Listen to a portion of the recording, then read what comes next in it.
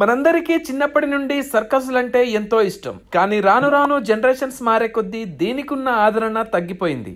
ఎన్నో ఆటంకాలు కూడా రావడంతో ఈ సర్కస్లు కనుమరుగయ్యాయి. అలా కనుమరుగైన బాంబే సర్కస్ తిరిగి 30 ఏళ్ల తర్వాత హైదరాబాద్ కి రానుంది. 1920లలో సింధ్ ప్రావిన్స్ లో బాబురావు కదం గ్రాండ్ బాంబే సర్కస్ ను స్థాపించారు. అదే సమయంలో కేరళలో మార్షల్ ఆర్టిస్టు అయిన కిలేరి కున్నికన్నన్ తలసేరిలో తన సర్కస్ కంపెనీని స్థాపించాడు. అతని మేనల్లుడు కెఎం కున్నికన్నన్ ఈ రెండు సర్కస్ బృందాలను 1947లో విలీనం చేసి గ్రేట్ బాంబే సర్కస్ గా మార్చేశారు. కున్నికన్నన్ వారసత్వాన్ని అతని మేనల్లుడు కెఎం బాలగోపాల్ ముందుకు తీసుకెళ్లారు.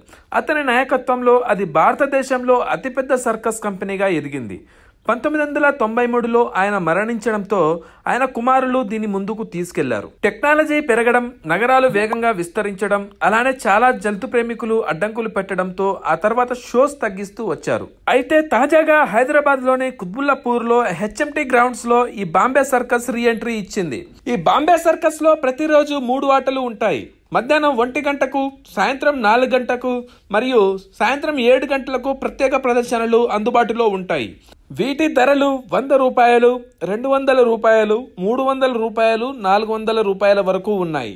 గ్రేట్ బాంబే సర్కస్ లో 60 అడుగుల ఎగిరే ట్రాపెజ్ కళాకారుల skywalk, American trampoline, Ethiopian Icarian act, Russian ring dance మరియు అరేబియన్ వంటి ప్రపంచవ్యాప్తంగా డేర్ డెవిల్ విన్యాసాలు ప్రదర్శించే కళాకారులు ఇక్కడ మనల్ని అలరిస్తారు.